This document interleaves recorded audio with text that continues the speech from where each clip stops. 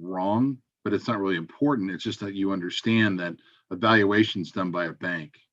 And even though the term 1004 URAR appraisal form is an appraisal form, it's a valuation form.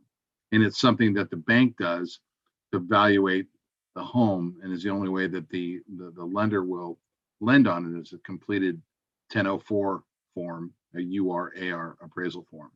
But a market appraisal can be done by you and I. Brokers do them for commercial and broker priced opinions, and we do market appraisals all the time for our clients.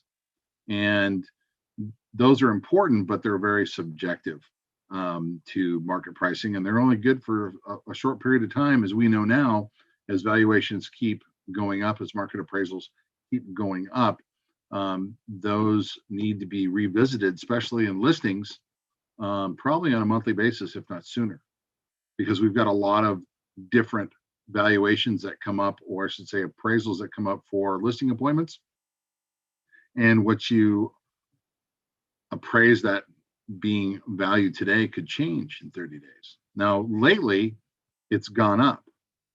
But if you're overpriced and your property sits, sometimes you have to make a correction and reevaluate that particular value on that property. And I think a lot of times we get stuck as listing agents, we get stuck with one idea in mind of the valuation of that property, and we know that there's an ebb and flow depending on the market and what's going on as far as the volume of sales, the scarcity of properties, and so forth, the things that make or break the price that you're looking for. And I think a lot of people get in trouble with their appraising their client's home and the valuation they give it, because they think it's just going to be this price we're going to list it at, and then they don't open the door down the road to maybe revisit that to make a price improvement on that home. Now, sometimes that price improvement can go up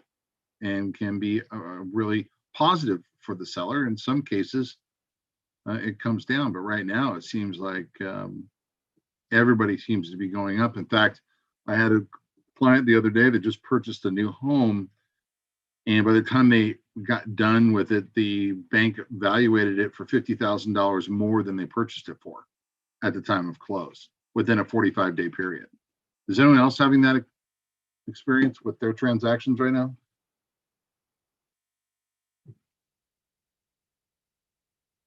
Is everybody providing their clients a market appraisal when they go in for a listing appointment? Crickets. Crickets.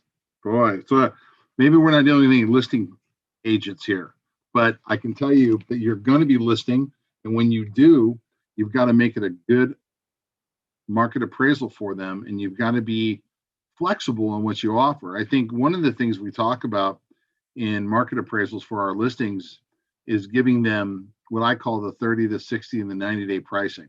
Now, that price is going to change, right? So if you needed to throw out a valuation or a market appraisal on a home that needed to sell in 30 days, don't you agree that that particular pricing could be different if you didn't need to leave right away? Right? I mean, just thinking it through intuitively, would probably be less on the 30-day pricing than it would be in the 90-day pricing. And a lot of times we see agents go out there and do listing presentations that are unsuccessful.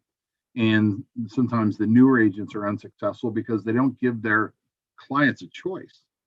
They come in and say, this is going to appraise at $749,000 on my market analysis, and we need to put it at market at that. But maybe it doesn't address how much time they have to sell the home. Maybe they're not in a big hurry. Maybe they want to test the market at a higher price. Maybe there's no conversation between the agent and the client about their valuation because the agent forgot to ask the question about, well, if we listed it at the higher price and 2-3 weeks out, if we don't like the way that the property is performing, I want you, or would you be open to a price improvement, or at least a discussion about what the market's giving us? And a lot of times that discussion in your listing appointment can be very, very valuable because they know there's some flexibility there. They know that they've got an opportunity to see what they can get for it. But if it doesn't work out, that there's a price improvement opportunity for them coming in the near future if the performance of that particular property doesn't do as well as they'd like. So that's really, really important because, sellers like choices, and if they've got to get out of town in 2 weeks, then that price is probably going to be lower than you think. In this market, maybe not, because people are overbidding and doing crazy things. I mean, let me ask you guys, what's the craziest thing you've seen as far as values and deals so far in your transactions? Anything exciting? Something you can share with the group? Anything? Has anyone been in a situation where the counters come back, multiple counter offers that says 50,000, 100,000 over your last offer to make it work for maybe last best and final high pricing? Yes. There's a yes. There we go. Thumbs up. Nice. This market, no one knows how long it'll last, but I've been around long enough to tell you that when it changes, you've got to know what you're doing with market appraisals for your clients. And sometimes it's fun to obviously call other listing agents to find out what they sold their houses for. But a lot of times you won't get stuff that's in contract, understanding pricing. They won't probably give you that number, but you can get a hold of sometimes those appraisers. And I know that some of my title contacts have appraisers in the local area. It'll give some idea of what they're seeing. It's good to have that information, especially when we go the other direction. When houses start to come down in price, when we start to get more homes on the market, which I don't know if that's ever going to happen. I mean, no one knows when the end of this is going to come, when more product becomes available. Everyone I'm talking to seems to think that the third and fourth quarter will bring more properties to market, but I don't know.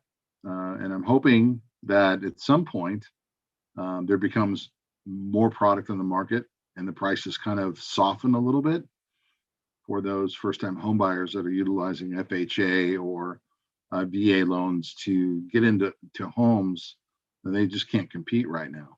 And as those valuations continue to rise, $749,000 purchase with 3% down or 3.5% down, that payment's pretty big. So hopefully some of those prices will adjust themselves in the near future for those first-time home buyers. Let's talk about the appraisal as a contingency and why it's so essential to keep that as a contingency of your offer. And one of the biggest reasons, obviously, is to protecting your buyers and their money that they're putting in. But at the same time, it allows them time to look around and see what other homes are available as well. Because if it doesn't appraise and they've got to make other decisions, they can come in and decide, hey, it doesn't appraise for the price we want. We're going to renegotiate or cancel the deal. And in some situations, I mean, especially when you see a turn in the market, for those who have never been in this type of market, you can be a mid escrow on a long escrow, 60, 90 days sometimes, and the market will change and things start to drop or some crisis, something hits and some other properties become available. They wait for the appraisal to come in. They're happy if it comes in, but on the other hand, if it doesn't, they're able to cancel the deal. And I think people have gotten so bugged out about getting their buyers a deal that there's been that discussion about, well, let's just go ahead and remove the contingency because it's gonna come in. And lately, from what I've heard, I'd like to get everyone's opinion here. There are some valuation issues coming in. There are some appraisals from the banks. The valuations are coming in low. Is anyone else having that particular issue?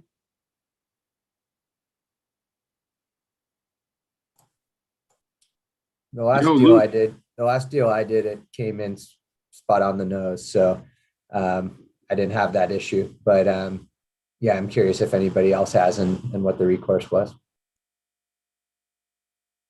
Anybody?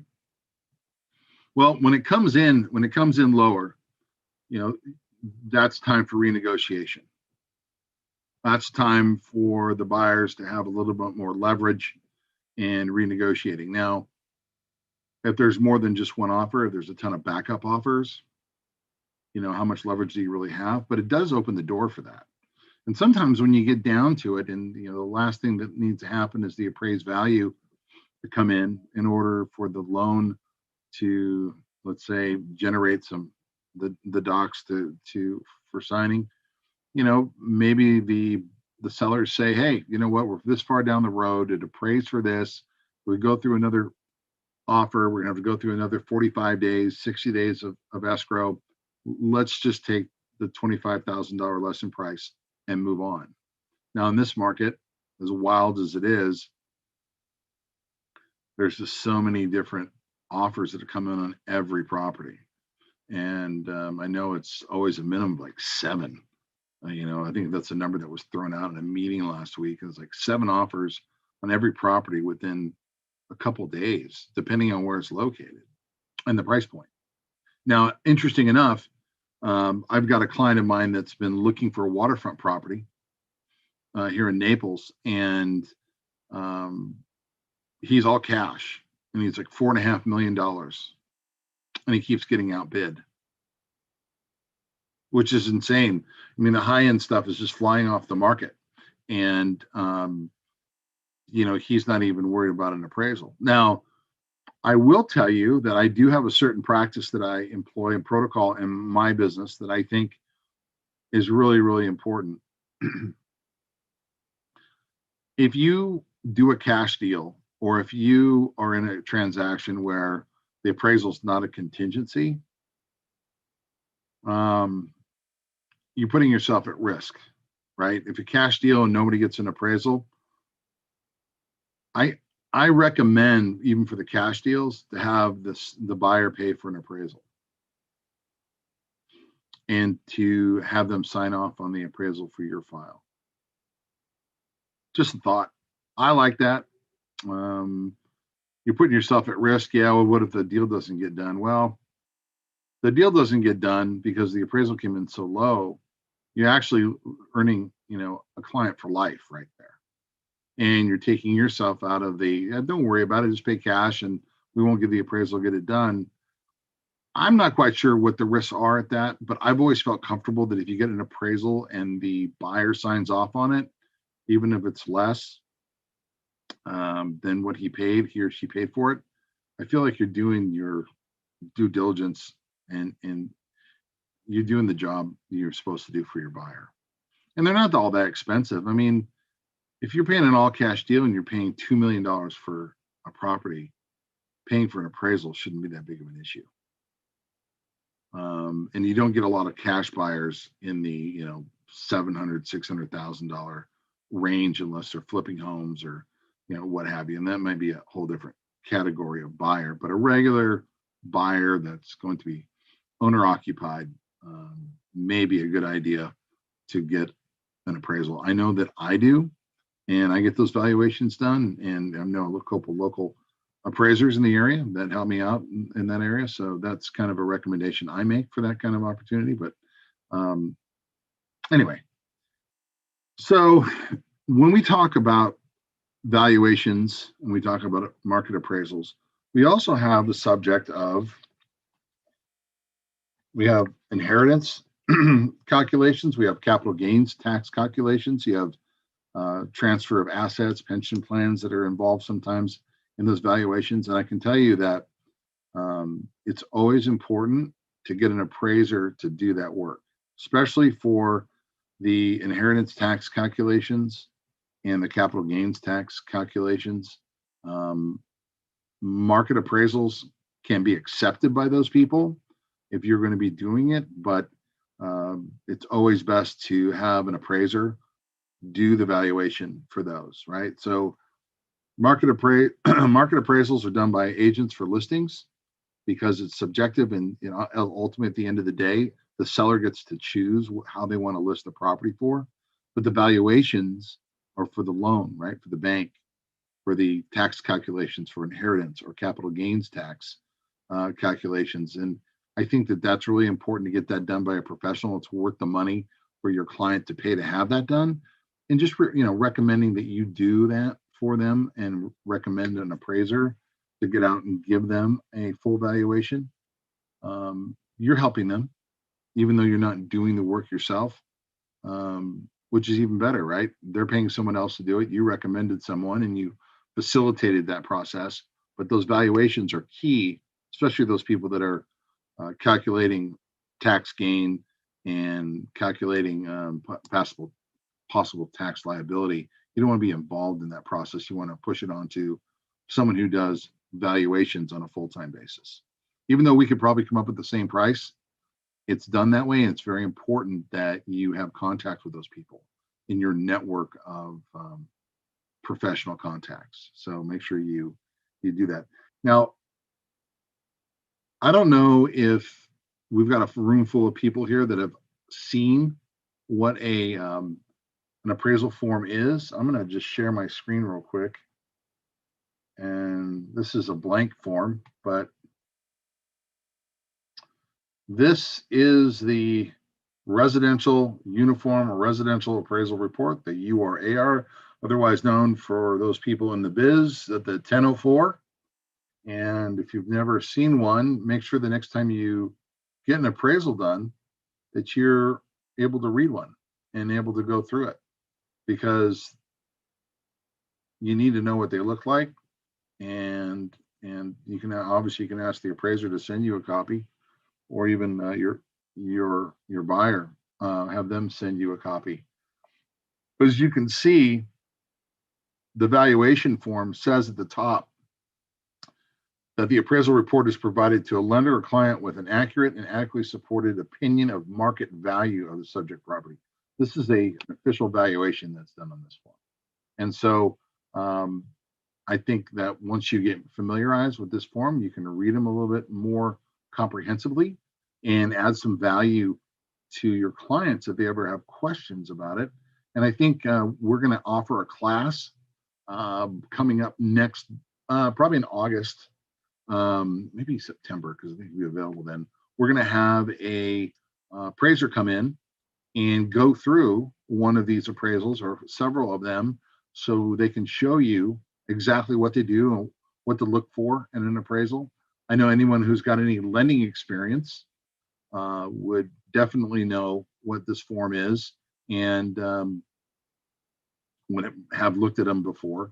But for those who haven't, I think it would be great to have an appraiser in here, local appraiser here, to do kind of a go through on this form. So this is what it looks like. This is the evaluation form that all lenders use as a uniform appraisal. And make sure that you stay tuned for the classes that we have coming up for the appraisal. So I'm going to stop sharing now. So far, does anyone have any questions about valuations and contingencies, why it's essential to keep it as a contingency in your deal? Any questions? Yeah, I got a question. Yeah. I have a mentor who told me that he was first getting going. He made connections with some trust attorneys and was asking them, when they write up trusts for families, that part of that process is getting a valuation on properties, right? So if it's going to get passed along, and he would ask those attorneys if he could do the appraisals pro bono for him. And what he said is that he started making connections with these attorneys, and he would do these appraisals for them, and he'd meet a lot of people along the way doing that. And down the road, when some of these families would end up selling, that he was the go-to guy. Do you have any insights on that, and what forms or how we would go about that as an agent? Well, when you're, I do. It's a good question. So first of all, making connections with trust attorneys, family planning attorneys, and so forth.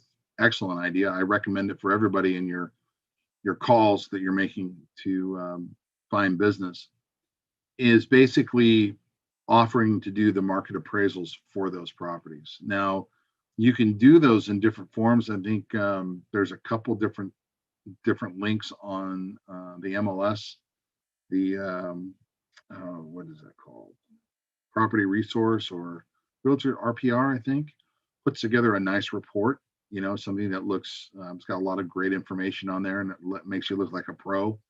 And sending that information, and that's a great way to do it. There are, if you really want to get into that market, there are ways for you to get training. When we did listings for Fannie Mae and Freddie Mac as direct listing agents, we actually had to get the software to complete the URAR form, the 1004, for market appraisals for Fannie and Freddie. So there is availability for you to use that form, and you can have your broker sign off on it too as well. But as a means of doing business, the market appraisal for those attorneys is a good starting point. And doing them, for free to get them done helps in the process. And then when let's say you get a client and they're like, well, you did this you did this market appraisal for us. And then when you get to work, you bring in the appraiser and say, hey, now we're going to do the valuation for these purposes. And you bring them in, and, they pay whatever the fee is to get the valuation done. But as far as an in, absolutely use the RPR as a good source, and sell it like that. But that's fantastic. I think it's great stuff, because you're going to find yourself in a place where they're going to need you. And if you've already given them something where your work looks like, top billing, what we call a $500 an hour billing, then, you'll be a resource for them for sure. Great. Thank you. Well, anybody else have any questions about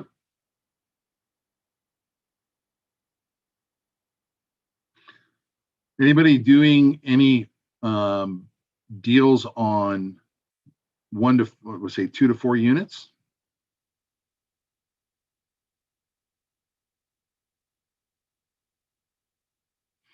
The 2 to 4 units is interesting because there's a couple different ways to appraise those, right? You can use an income approach. You can use a sales comparison approach. And that form, that 1004 form, allows for some of that. The problem is that right now, with the smaller units that are not owner occupied, so they're absentee owners or just rentals, the income approach doesn't work. It doesn't evaluate them well enough because the prices are just insane. Most of these people that are buying the, let's say, triplex, a lot of them are first-time homeowners. So they're using the triplex to offset their mortgage cost by living there. And we're recommending that to a lot of our clients that come to us for investment purposes that don't have a lot of money. They can use Fannie Mae, FHA lending to get into those as owner occupied, which is really cool. In fact, we're seeing a lot more of that now than we did in the past, because there is an offset of income that comes through the rental itself, even though you don't get full value for the rental income as a means of qualifying for the property and your debt to income ratios. You definitely have an opportunity to buy something that down the road could be completely 100% rental. And we're seeing that as a means of getting into the market as well, even though those particular properties go very quickly as well. There's an opportunity to get better financing on those than you would getting a rental property where you have to put 25% down because you're not living in it. And that income approach on valuation doesn't work for these triplexes for that reason, or fourplexes even, because the numbers don't crunch out. They just don't make sense unless you're living there. So you'll see like a triplex, like let's say in Long Beach, we've got a valuation on a property that in the Heights that would normally sell, maybe $1 million for a little triplex ish. Right now it's selling for $1.6 million or higher. And it's just a market comparable sales deal. The triplex down the street sold for $1.49 million. This is a little bit bigger in square footage. Therefore, it gets the $1.6 million billing and out the door it goes. But if you were trying to rent it with 25% down, you wouldn't be able to pay the mortgage. You wouldn't qualify. It wouldn't work. So if you're moving into it, your income comes into play, and that helps. But the income approach to the valuation just doesn't work. Now in commercial, the valuations are done on the multi-units strictly on income. So they evaluate those things on income, what they're producing, and then that area. They look at the comparable sales, but most of the valuations are done just on income, what is producing, and the multiplying factors of those particular assets. So the appraisal methods change with the different types of properties that you can sell. The commercial obviously has got its own, but residential right now is pretty much market rate comparable sales most of the time. Barely I ever see one that comes across with a single family home with a rental income approach. It just doesn't make any sense based upon what the prices are going for now in single family homes across the nation, not to mention Southern California. I think we all know that valuing properties takes some talent, right? Because each property is unique. And the uniqueness of the property is the reason why the valuations are so important. Because no two homes are really alike. I mean, I know there's some that are built that look the same, but none of them are exactly alike. So in this process, like for example, if you got an all cash deal, you want to get that valuation done because there's so much subjectivity to these homes and their prices, and making sure that your CYA all day, right? That's our motto. And you want to make sure that you're getting those valuations done to make sure that you're doing your job, but that you don't get in trouble later saying, well, he told me it was worth this and it's not, and I'm underwater by, $1 million, and is it your fault? And all of a sudden you're going to mediation or, whatever it is. And so I really think that taking that advice from me would be helpful for your business. Plus, it's not cost to you, your client's going to pay. And if they don't want one, because that does happen, by the way, I know it's a shocker, but if they don't want one, make sure that you have something in writing that says, we're not going to get an appraisal regardless on those cash offers. Because I know those cash offers are out there. I know that some of you are tendering those with your clients. You just want to make sure that you get that taken care of so that you don't get in trouble later for any particular reason. One of the things I want to talk about in the comparable qualities of a property, and I think we sometimes get these incorrect in our valuation because we're all professionals at this job, but a lot of us can make these mistakes. I made these mistakes before, and I think it's really important. So since no two properties are alike, adjustments to those sales, right, we made in dissimilar features, right, things that don't match. And the factors that are included in some of those items that we use would be age and condition of buildings. So you could take a building that was built in 1965, but the condition of the building would be different, right? If it needed repair, if it had deferred maintenance. And I'm not talking about the kind of maintenance that requires termite inspections or replacement. I'm talking about foundation work. I'm talking about hardcore plumbing, roof support, the foundation stuff. That's really important.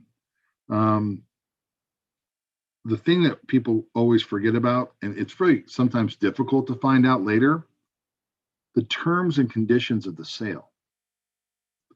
If you're looking at making an offer on something and the price of the home compared to something else, or if you're evaluating using a particular sale and you're not quite sure why it sold, can really be a determining factor in getting it wrong.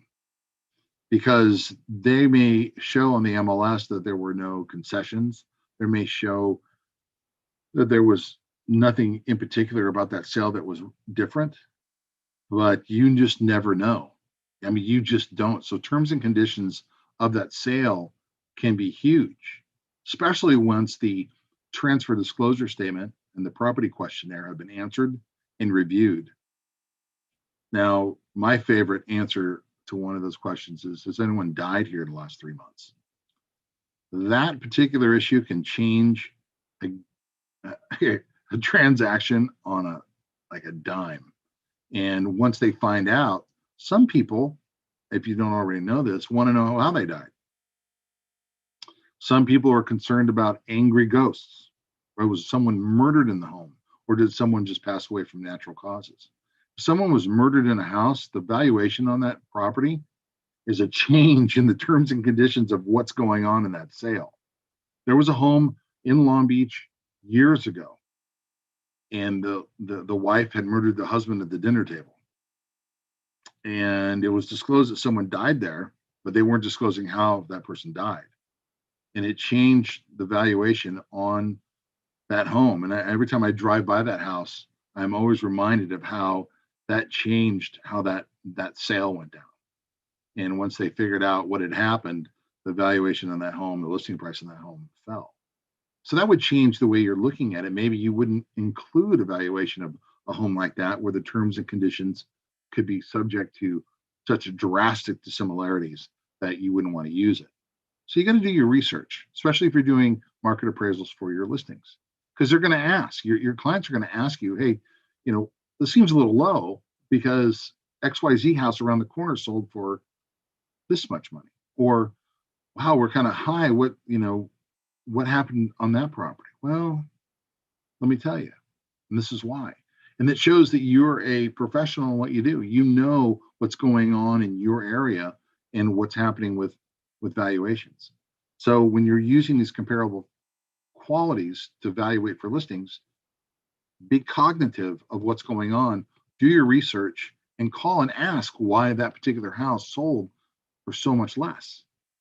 We probably know why it sold for more, right? Market, but demand. But if for some reason it sold for really low, you probably need to find out why, especially if it's of similar size and age and so on and so forth. And then of course the physical features are really important, and you need to double check those, by the way, because the records on hand for any particular square footage for lot and for building size are not always as accurate as the records that you see. So you need to make sure that you kind of get the best numbers you can find, because if you get those wrong, you're really talking about a price variance and a dissimilar a disparity, let's say, in pricing that could cost you the listing appointment. So these valuations and these market appraisals are as important for the buyer side when you're representing them as they are for the listing side, because you have to know why and what you're doing for that pricing. I feel like right now we're just bidding on things and we're not really taking into account what's really being done, square footage wise, or how about usability. I was in a house for a friend last week, and you had to go through the master bedroom to get to the third bedroom. This is it's over by Long Beach City College. That was the third bedroom. So otherwise it's a 2-bedroom with a big office connected to the master. It was very odd. And it was it was market value at $749,900. There was no discount for the strange usability of that particular home. I don't think a bank would evaluate that as a 3-bedroom the same way they would a normal 3-bedroom. So you have to know what's going on in those particular homes and what happened to them, and like I said, the usability of those homes as well. So it's a 3-bedroom, but you got to go through mom and dad's room to get to my room, which is strange, right? I mean, hey mom, hey dad, coming in. I know it's 1 o'clock, just coming in from party, and I'll see you later. Have a good night. Not going to happen, right? I mean, it's just not. Put a door on the outside, that's still kind of a problem. So construction, the types of rooms and the square footage, obviously. There's another home that actually, perfect example, had a unpermitted 3rd bedroom that was in the garage, accessible through the home, but it was in the garage. So the garage door was pretty much a facade, and it was listed at $749,992. Unpermitted, which isn't a problem for lending as long as it's done in a professional-like manner. into code. But it's a problem for valuation, because if you're doing valuation, the appraiser is probably going to leave that third bedroom and the square footage out of the value. So they're not going to use it. They're going to look comparables for a 2-bedroom, 1 bath versus a 3-bedroom, 2 bath. And can you actually get the pricing? So that would be a problem, right? If you were overpaying for something that was unpermitted, right? And you're looking now for a 2-bedroom valuation on a 3-bedroom purchase, and you over purchased by 50 grand, and you left the appraisal contingency off the offer, that could go sideways so many different ways. In fact, I just shudder to think how bad that could be for you and your buyer. So keep all those things in mind when you're doing your work for the listings and the appraisals, because it's really important that you get it right and that you pay attention, because in this marketplace, we're not paying attention. As a general rule, the group of agents out there are not paying attention. They're just throwing stuff on there. The volume of transactions is high. I can tell you the detail work is probably not as high as it should be. So make sure that when you do your work, when it comes to appraisals and valuations, that you could audit your file and find that you did the best by your client, whether that's the seller or the buyer. It's really, really important. I think we need to take note of this in this marketplace right now, because it's so easy to get homes sold, harder to buy them, right? We all know that as buyer's agents, but definitely has its challenges. So what questions we got going on here? Oh, what do we got? Let's see. Can a second appraisal be requested? Absolutely, a second appraisal can be requested. They call those rebuttals. You can have a second appraisal for a rebuttal if you want. You can do your own rebuttal if you'd like, but you can request a second appraisal. The thing about it is that the lender will charge you for it. So if they're willing to pay for it, they can, yes.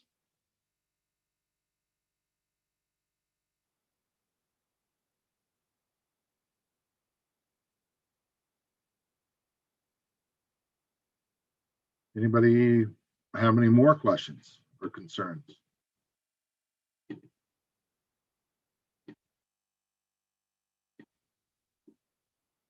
No? Nothing? It's a quiet group. Come on, it's Monday. Let's get after it. Come on, somebody come up with how about a dumb question? I'm good at those. No? Okay. Well, that's it. That's all we got for appraisals and valuations. You can go deep on a lot of these with how to do them, for the valuations on the form and so forth, but I don't think that's kind of appropriate for today's conversation. I think it's important that we just get the general idea on what we're dealing with, and that you're sticking to the details, and definitely not removing the contingency of appraisal on your offers whenever you can avoid it. Sharon? Okay, Jason, thanks so much. Is that all the questions we got? I think. Okay. Oh, wait, there's one here. Can or should an agent be present for the appraisal? Yes. The listing agent should always be there helping the appraiser. If the other agent wants to be there, they can be there too for the exact opposite reason, right? I mean, what do you mean I'm paying $749? They won't evaluate it there. But yeah, you can be present for the appraisal. Like on the example that I gave for the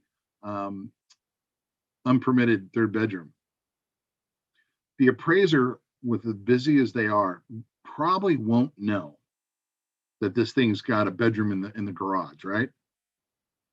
So when he or she gets there, if you hand them the information and let them know what they're about to open the door to, it helps in the process.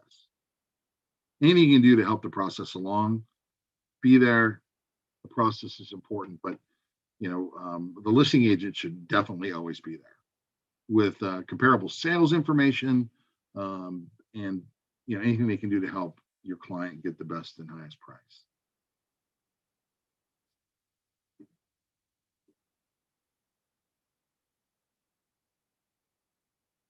All right, that looks like it. That's it. Okay, Jason, thanks so much. And thank you everybody for joining us. Yeah, thank you, everybody. Appreciate it. See you next month on What's All the Hype.